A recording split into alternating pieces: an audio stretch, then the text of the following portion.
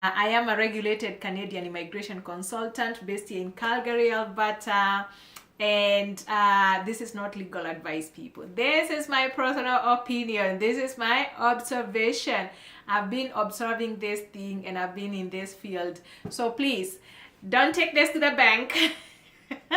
Rather, maybe just take it with a grain of salt. But yeah, here I want to just give my view, because a lot of people are reaching out to me. They are panicking and they're like, Loise, what do you think? What should we do? And hopefully this can shed some light and also maybe give you some reassurance. I've also done the other previous 2 videos that you want to watch, so that you know maybe other areas that you could focus on, okay? Or out of these numbers, what can you do to make sure that you're still in these numbers? Because it doesn't mean that these programs will be eliminated. It's only that they are pumping the brakes on these programs, some way, kind, shape or form here, okay? Now, we've had, every year there's these projections of immigration targets, and these numbers have been rising steadily for the last like 5 or 6 years. We have those projections, and you've seen the statistics out there. In 2022, Canada was able to bring 437,000 immigrants. 2023, they projected 465. That's a substantial growth from 437. And next year, they already released those numbers, and they say 2024, they are projecting to bring an extra 20,000 people to 485,000 people. And then 2025, they are hoping to attain 500,000 people, 500,000 immigrants. That's a huge number, guys, if you ask me. So we can see, if you look at that graph, it's been rising steadily. I don't know what's gonna happen post 2025. Come on, let's stay here. I tell you, immigration here changes faster than the weather. So most likely we shall have new updates by that time. We've observed that these 4 programs will experience a decline in the intakes next year. They'll still continue to process these programs, but there's gonna be a decline, or maybe just even a plateau, okay? What are the reasons that are affecting these programs? When the government brought or continues to bring these people, of course, when you bring so many people, there are some challenges. And these are the factors that are going to be considered going forward. We have a housing crisis in this country. Cost of living has gone up so high. And then we also, with a high number of immigrants, or, a high population, guess what? That comes with high cost of healthcare. And with an aging population, that is even worse, okay? So, and the other one is lack of jobs. What do you mean by that? Every time you have an influx of people and you guys are not prepared for that economic growth, you don't have the jobs to provide. So there's a lot of people, some people are telling me, Loise, I'm here as an international student. I came in September.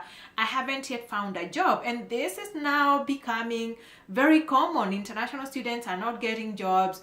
And even if they get jobs, then are those jobs at the expense of Canadian citizens and permanent residents? So with a high population, you find that if temporary immigrants will come here and take up jobs, guess what? They'll take up jobs at such a significant pay cut. And when they do that, then they end up taking jobs that are meant for Canadian citizens and permanent residents. And that is not a good recipe, right? Now, guys, which are these 4 programs that we should all, focus on to see how we can approach that? International students, yes! I believe the government is trying to pump brakes on international students. And we've seen that with just how they increased the cost of living. And you find that for the immediate future, whereby people were planning to come to Canada, a lot of people right now have to defer their studies if they didn't have the required finances. So the cost of living increased from $10,000 to a double figure, 20,000 Canadian dollars per year. Oh my goodness. You know, and you know what? When you look at the schools, they're still increasing on tuition. So tuition is rising, cost of living is rising, and not just rising, doubling. Okay, guys? So you find that this will lock out a lot of applicants in 2024 who want to come here. People have to go back to the drawing board to reconsider their choices of coming here to study in Canada. Do they have enough finances, and what is the next best decision that they need to make? Because I still believe coming here as an international student is one of the best pathways for you to come here, and especially if you want to become a PR. But that is one of the biggest issues, which is going to show that they will approve less study permits in 2024. Yes, because there's a lot of people who had money, you know, there's inflation even in other countries. And with that, the money that you have, it's already getting a hit on inflation. And now Canada says you need double that in Canadian dollars. And it may take some people more time before they can save up again. People have been saving for years to get, you know, tuition for Canada. And now with this kind of hit, what does that tell you? There's a lot of people who are planning to do it, but they won't do it. So there'll be less applications, and also there'll be a lot of refusals based on finances, which means that most likely they'll take less students. There's also that rumor that they are going to introduce caps for international students. I haven't seen the policy on that, so don't quote me on that, but you know, whatever there is smoke, there's fire, guys.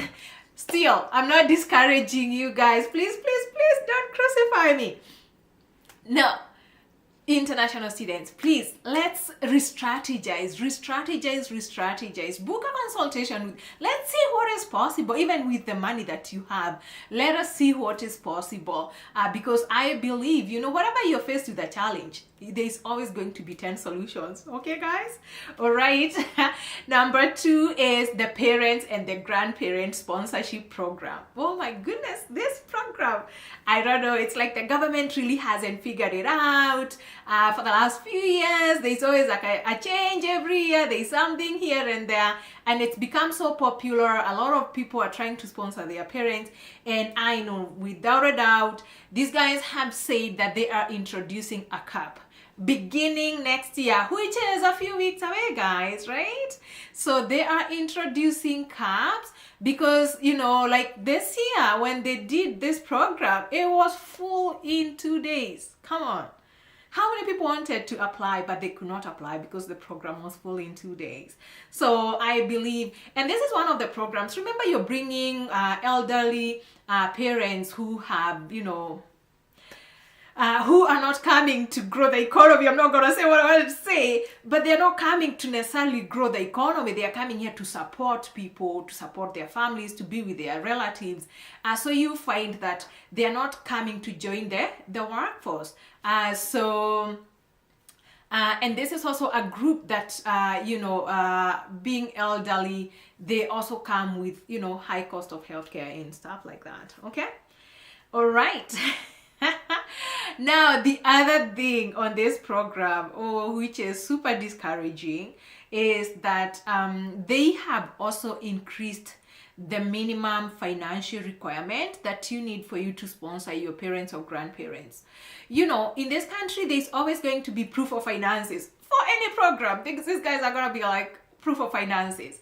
So for you to sponsor your grandparents or parents, you have to show that you have a certain, what we call LICO. You've met that threshold of the income that can support your family and your parents whom you're sponsoring, and if they have dependents. So and you realize that majority of the people who sponsor parents and grandparents, these are people who already have families here. Maybe some of them have young children, you know, 2-3 children. You're talking of families of 4 to 5.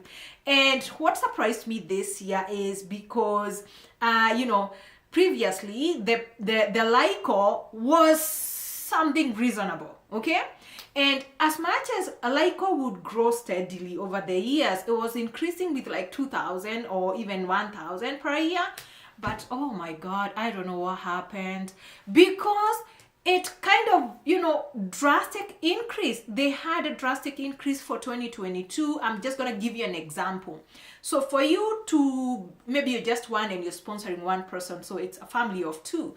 In 2020, you needed minimum income of 32,270.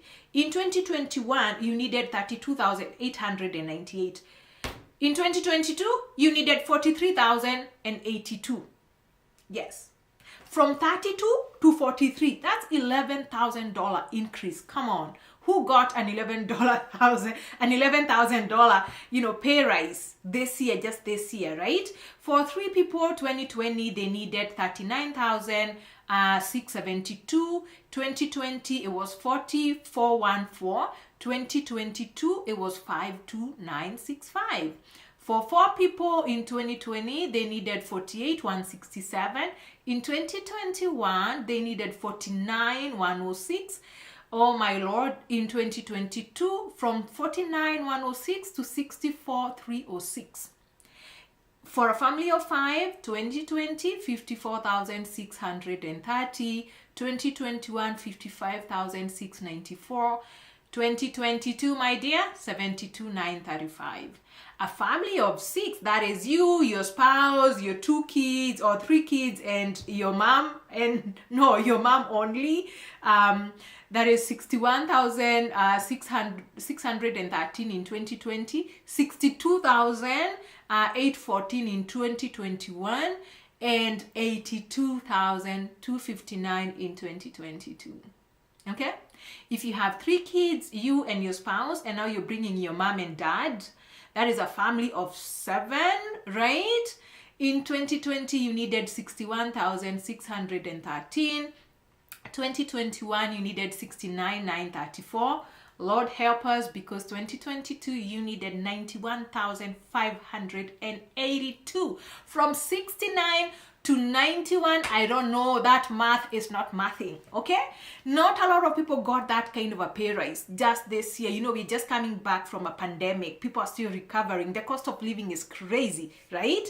So as you can see, with this, if you want to bring your parents, then it's also going to lock out a lot of people who are hoping that they could at least sponsor their parents going forward. So I believe these figures are trying to kind of try and discourage people who are planning to immigrate through this program.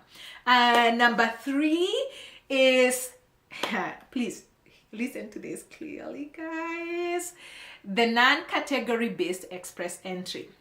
You know, I've been talking about this express entry change, and I'm not going to repeat this, guys, because I've done a video. We are actually going to tag that video in the description part of this video. Because if you don't belong in those categories in the new express entry, the people who are coming through the regular express entry, the points have gone crazy haywire. I saw points in top 500 and I'm like, who in the world is meeting these points going forward? Okay, a lot of people won't meet those points because they're crazy high. So you find that that is very punitive to a lot of applicants, and it's going to lock a lot of people out. And I'm telling people, please reevaluate, ask yourself, does it still make sense for you to get into the express entry and maybe just have it as your plan A and plan B? Maybe this is a time that you need to have, you know, plan A, B, C, and D, my dear. Okay? If you need help on that, kindly book a consultation and I'll sit with you and help you unravel this mystery. Okay, guys? And last but not least, and please, I'm not trying to be political here or controversial. It's the truth. Visit visas. And when I say visit visas, these are from visa requiring countries. So guess which countries those are? Where I come from, Africa. Okay, so you know these are visit visas from what immigration terms as refugee producing countries. Yes, that's what they call these countries like Kenya and other countries in Africa, whereby a lot of people come here through visit visas and they claim asylum. You guys, I'm not gonna get into this. You've watched the news, you've seen the influx of the people who came here on visit visas, and then there was the crisis that happened, you know, the housing crisis, shelters for, you know, Canada started ferrying people from, you know, shelters in Toronto to other rural areas in Ontario. So you've seen that, and I'm seeing, you know, just recently it's like there's a crackdown. It's like RCIC is asking themselves, what did we do here? Because they gave out all the visas that were applied, they approved them, and now they have this crisis. And now what they are doing is they're canceling visas. Counseling, like I don't know whether they've had people just to cancel visas and deny visas. So we are seeing that, and it's not just counseling. Unfortunately, majority of those people who are being denied visa right now because of misrepresentations, they are being banned.